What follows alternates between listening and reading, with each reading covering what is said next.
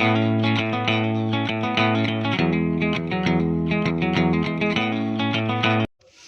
everyone, it is the chapter which have to read. यही chapter है जो पढ़ना है। पार्ट सेकेंड शुरू हो रहा है। मैं 4 पैराग्राफ पढ़ा चुका हूँ। I have taught you 4 paragraph. Now I am going to start 5th paragraph in landscape of the soul. Landscape of the soul, आत्मा की का दृश्य यहाँ शुरू होता है। इसके पहले मैंने बताया आपको चाइनीज़ आर्ट के बारे में, उसमें वर्णन है 4 पैराग्राफ तक। यहाँ दिया है, a classical Chinese landscape is not meant to reproduce an actual view. यानी कि एक classical Chinese landscape, classical means होता है उत्कृष्ट या शास्त्रीय या सबसे अच्छा जो चाइना का दृश्य होता है उसके बारे में दे रहा है। इज नॉट मीन्ट, उसका अर्थ ये नहीं है टू रिप्रोड्यूस। रिप्रोड्यूस मतलब उत्पन्न करना, एन एक्चुअल व्यू, वास्तविक व्यू को उत्पन्न करना नहीं होता है, बल्कि as would a western figurative painting, जैसा कि पाश्चात्य जो कला होती है उस कला का फिगरेटिव पेंटिंग होती है, यानी अलंकारिक जो पेंटिंग होती है उससे। Whereas the European painter, जहाँ तक बात है यूरोपियन पेंटरों की, ये जो है वांट्स यू टू बारो, वे चाहते हैं कि आप उससे उधार लें या उनसे सीखें। हिज आइज, उनकी आँखों की बातों को, and look at the particular landscape, और विशिष्ट प्रकार का जो दृश्य हो उसको देखें। एग्जैक्टली एज ही सा इट, जिस प्रकार से उन्होंने देखा हो। वो चाहते ये हैं कि जिस तरह से उन्होंने उस लैंडस्केप को देखा, उस दृश्य को देखा, उस तरह से आप देखें। फ्रॉम ए स्पेसिफिक एंगल, और विशेष प्रकार के कोण से देखें। The Chinese painter does not choose a single view point. कह रहा चाइना के पेंटर जो हैं कोई इकलौता व्यू पॉइंट नहीं होता उनका, ऐसा कोई चुनाव नहीं करते। He landscape is not a real, उनका दृश्य वास्तविक नहीं होती। One, and you can enter it from any point, आप जो चाहें किसी भी पॉइंट से उसे देख सकते हैं, उसमें प्रवेश कर सकते हैं। देन ट्रेवल इन इट, तब इसमें आप यात्रा कर सकते हैं, उसके बारे में समझ सकते हैं। The artist creates a path, कह रहा कलाकार जो एक रास्ता बनाता है, निर्माण करता है। फॉर योर आइज, आपकी आंखों के लिए। To reveal, to travel up and down, ताकि आप ऊपर नीचे इधर उधर उससे यात्रा कर सकें, यानी कई दृष्टिकोण से आप देख सकें। देन बैक अगैन, पुनः वापस आ जाएं। इन ए लेजरली मोमेंट, जब आप फुर्सत के समय में हो तो आप। This is even more true in the case of horizontal scroll, कह रहा यह बिल्कुल सत्य है हॉरिजॉन्टल स्क्रॉल में, यानी कि क्षैतिज जो स्क्रॉल है उसमें। In which the look action of slowly opening, जिसमें धीरे धीरे कुछ खुलने का। वन सेक्शन, किसी एक खंड को, आप दी पेंटिंग के किसी एक खंड को खुलने का धीरे धीरे प्रक्रिया होती है। Then rolling it up to move on to the other ends, तब आप दूसरे तरफ आप बढ़ें। ये डायमेंशन ऑफ टाइम, ये जो समय का डायमेंशन होता है, which is unknown in any other form of painting, जो पेंटिंग के किसी अन्य रूप में अनभिज्ञ होता है, उसमें लोग नहीं जानते। It also requires the active participation of the viewer, करा इसको आवश्यकता होती है किस चीज़ का, एक भागीदारी, एक सक्रिय भागीदारी जो दर्शक होते हैं उनका। हु डिसाइड्स, जो निर्णय लेते हैं। एट व्हाट पेस, कि किस कदम से, किस दर से। He will travel through the painting, यानी कि उस पेंटिंग से होकर के किस प्रकार से यात्रा करें, मतलब किस तरह से देखें। A participation which is physical as well as mental, यानी कि यह भौतिक मतलब शारीरिक और मेंटल मानसिक दोनों रूप से एक तरह की भागीदारी होनी चाहिए। The Chinese painter does not want you to borrow his eyes, China के जो पेंटर होते हैं, यूरोपियन पेंटर चाहते हैं, लेकिन चाइना के पेंटर जो होते हैं वो नहीं चाहते हैं कि आप उनके दृष्टि को अपनावें। He wants you to enter his mind, वो चाहते हैं कि आप उनके दिमाग को पढ़ें, दिमाग में प्रवेश करें। The landscape is an inner one, यानी कि किसी दृश्य के आंतरिक भाग को ए स्पिरिचुअल आत्मिक and conceptual space, conceptual space यानी धारणाएं संबंधी क्षेत्र में आप प्रवेश करें, वे ये चाहते हैं। नेक्स्ट पैराग्राफ में दे रहा है this concept is expressed Sansui, यानी कि यह जो कंसेप्ट है, यह जो संकल्पना है, यह सेंसुई में व्यक्त किया जाता है। लिटरली इसका मतलब होता है माउंटेन वाटर, इसका अर्थ होता है पर्वत का पानी, यानी which used together represent the word landscape, जो एक साथ मिल करके लैंडस्केप शब्द को जो है प्रस्तावित करता है। More than two elements of an image, किसी भी इमेज का, किसी भी तस्वीर का दो से ज़्यादा elements, these represent two complementary poles, ये दो संपूरक पोल्स होते हैं, ध्रुव होते हैं, reflecting the Daoist view of the universe, जो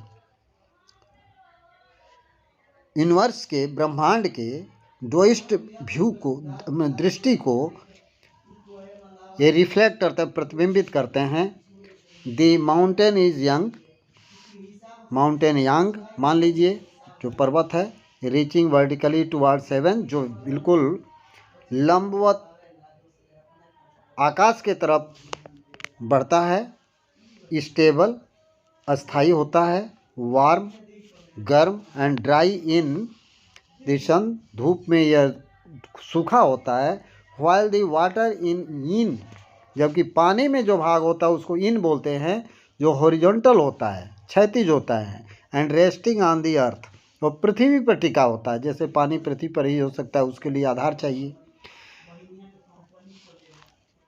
फ्लूइड जानते ही हैं, मोस्ट एंड कूल, सबसे मॉइस्ट उसमें होता है, नमी होती है और ठंडा होता है। ये दर्शाया है द इंटरएक्शन ऑफ इन, कह रहा है कि इन का जो आंतरिक क्रिया होती है, द रिसेप्टिव, उसको जो स्वीकार करने वाली चीज़ें होती है, feminine aspect of universal energy, जो ब्रह्मांड की ऊर्जा होती है उसका famine,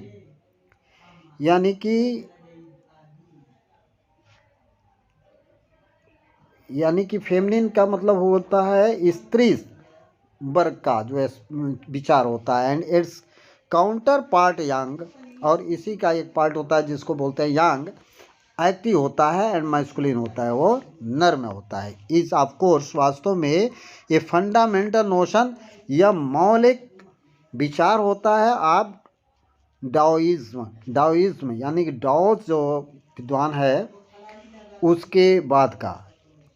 what is often overlooked, जो प्रायः देखा जाता है, is an essential third element, ये तीसरा एलिमेंट समझा जाता है। द मिडिल वाइड, बीच का जो वाइड है, where their interaction takes place, जहाँ पर आंतरिक प्रक्रिया घटित होती है। This can be compared with the yogic practice, या यौगिक प्रैक्टिस के द्वारा तुलना किया जा सकता है। आप प्राणायाम, जो प्राणायाम हमारे देश में किया जाता है, जैसे ब्रीद इन, सांस को अंदर लेना, रिटेन, सांस को रोकना, और ब्रीद आउट, और सांस को बाहर करना। द सस्पेंशन ऑफ ब्रीथ, ये जो ब्रीथ की प्रक्रिया है, is the void where meditation occurs, जहाँ पर यह वह प्रक्रिया होती है जहाँ पर हम सांस को रोकते हैं, वही मेडिटेशन घटित होता है। मेडिटेशन मीन्स साधना यानी ध्यान। The middle word is essential, ये बीच वाला भाग जहाँ सांस रोकते हैं यह जो है बहुत आवश्यक होता है। Nothing can happen without it, बिना इसके कुछ हो ही नहीं सकता। हैंस अतः the importance of the white unpainted स्केप इज चाइनीज लैंडस्केप। कह रहा है क्या इम्पॉर्टेंस ऑफ द वाइट, ये सफ़ेद का जो महत्व है, जो अनपेंटेड पार्ट होता है जिस पर पेंट नहीं किया जाता है, उस स्थान को चाइना लैंडस्केप में समझा जाता है। और 7वें पैराग्राफ में दे रहा है दिस इज आल्सो, यह भी है कि where man find a fundamental role, जहाँ इंसान का एक मौलिक रोल होता है, भूमिका होती है। इन दैट स्पेस, इस स्थान पर, between heaven and the earth, पृथ्वी और आकाश के बीच, he becomes the conduct of communication between both pole of the universe, यह दोनों के बीच यानी कि पृथ्वी का, एक ब्रह्मांड का ये पोल्स होते हैं, पोल्स बन जाता है, ये संचार का माध्यम बन जाता है। हिज प्रेजेंस इज एसेंशियल, यानी कि इसका अस्तित्व तो बहुत ज़रूरी होता है, इसका उपस्थिति बहुत ज़रूरी होता है। Even if it is only suggested, यहाँ तक कि यदि यह केवल सजेस्ट करने योग्य है, सजेस्ट किया जाता है। Far from being lost or oppressed by the 40 peaks, ये लॉफ्टी पिक्स यानी कि लचीले जो पिक्स होते हैं, चोटियाँ होती हैं, उनके द्वारा यह या तो खो जाता है अथवा दबा दिया जाता है। ही इज़, वह है, इन फ्रेंकोइस चैंग्स वंडरफुल एक्सप्रेशन, ये विद्वान है जिसके अद्भुत एक्सप्रेशन में यानी कि करने में, the eye of the landscape, यह समझिए कि दृश्य का यह आँख होती है। नेक्स्ट पैराग्राफ में, when French painter Jean Dubuffet mooted the concept of art brut, जब ये पार्ट है इसको देखेंगे आप, आर्ट ब्रूट कह रहा है कि जब फ्रेंच, एक फ्रांसीसी पेंटर जिसका नाम जीन डफट है, उन्होंने ये कंसेप्ट लागू किया आर्ट ब्रूट का इन 1940s, 1940 में, 1940 के दशकों में।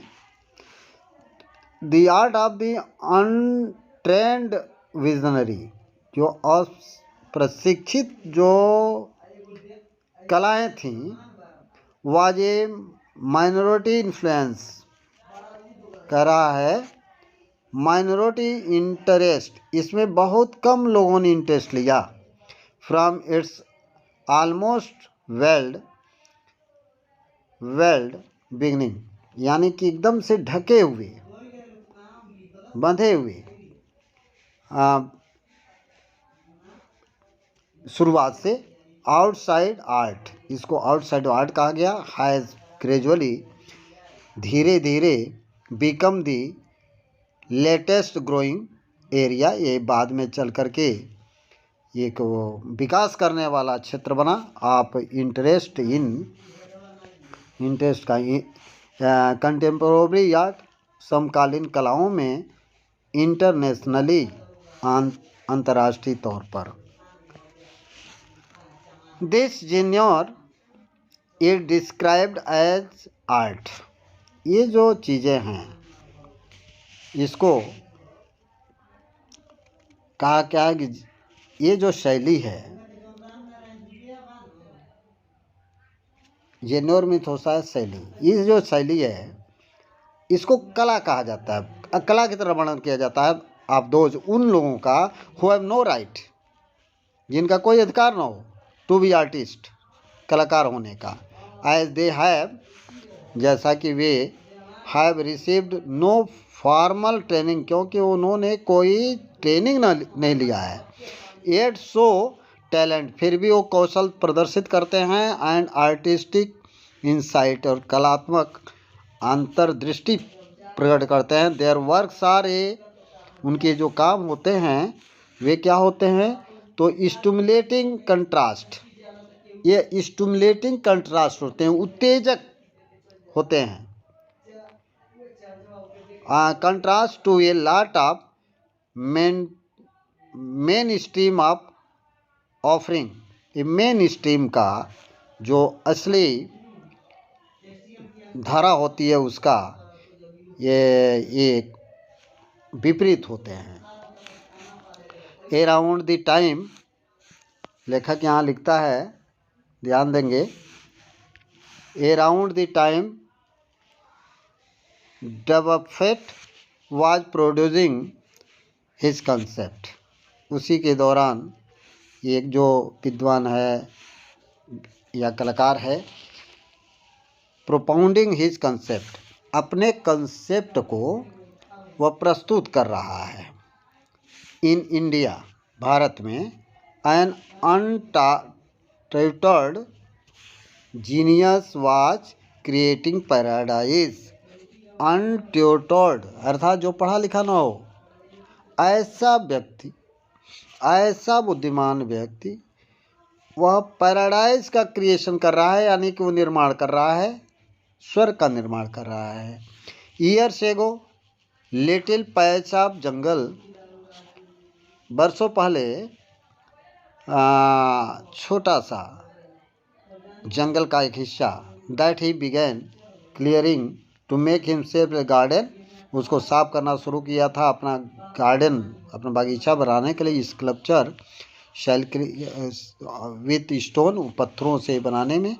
एंड रिसाइकल्ड मटेरियल, और ऐसे मटेरियल जिनसे रिसाइकल दोबारा उसको पुनर्निर्माण किया जा सके, is known to the world today as the rock garden, उसको आज रॉक गार्डन के नाम से जाना जाता है एट चंडीगढ़, चंडीगढ़ में।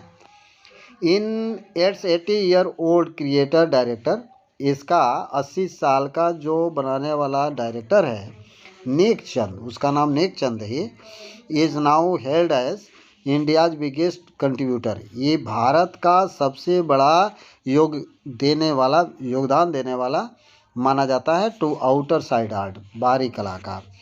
द 50th यानी कि 50वीं ईशु, मतलब संतान, मतलब जनरेशन, स्प्रिंग 2005 में अब राविजन का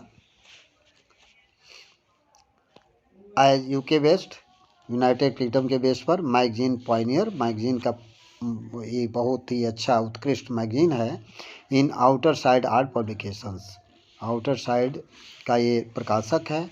ये featured Nek Chand and his rock, वो नेक चंद को दर्शाया है और उसके रॉक गार्डन को दर्शाया है।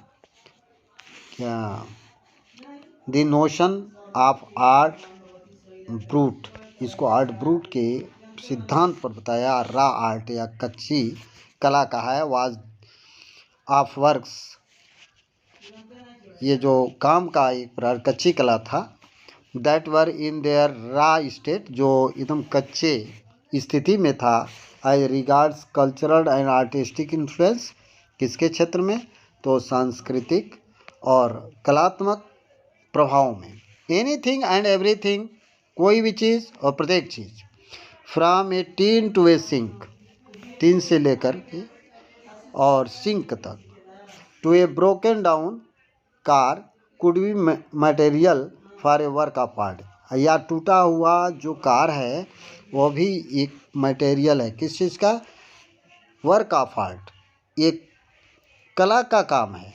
Something Nek Chand has taken to dizzying height, जिसको नेकचंद ने ऊंचाई पर लाया। रिकॉग्नाइजिंग हिज आर्ट एज, अपने कला को पहचानते हुए, जैसे an outstanding testimony of the difference, ये आउटस्टैंडिंग टेस्टिमनी को नमूने को of the difference a single man, एक इकलौता व्यक्ति can make when he lives his dream, जब कोई इकलौता व्यक्ति भी रहता है तो वह उस समय अपनी कला को बना सकता है कि जब वह अपने सपने में होता है। The Swiss commission for UNESCO के लिए स्विस कमीशन ने विल बी ऑनरिंग, ये सम्मानित किया जा रहा होगा him by way of European exposition, European तरीके से ऑफ हिज वर्क्स, उसके काम का। द 5 months इंटरएक्टिव शो, 5 महीने का आंतरिक क्रियात्मक क्रिया, यह दर्शाती है कि रीम ऑफ नेकचंद, इसको बोलते हैं realm of Nek Chand. Beginning October will be held at the leading museum in Switzerland, Switzerland में अक्टूबर लिया जाएगा, बेल्जियम में, फ्रांस में, इटली में। The biggest reward is walking through the garden, और सबसे बड़ा रिवार्ड जो है उस गार्डन से होकर जा रहा है, बागीचे, नेकचंद के एक बागीचे से, rock garden. And seeing people enjoy my creation, और लोग जो है मेरे क्रिएशन का, मेरे मतलब निर्माण का जो है आनंद लेते हैं। नेकचंद से, नेकचंद कहता है, और ये कब कहा है तो बृंदा सूरी ने लिखा है इसको, और हिंदुस्तान टाइम्स में दिया है 28 अगस्त 2005 को। इस प्रकार से यह लेसन आपका समाप्त होता है। In this way we see that in this chapter only about the art has been described, about European, Chinese, classical art, figurative paintings, and other Indian, and in India, Nekchand made his name and fame as a great artist. In this, with these words, I want to stop. Thank you.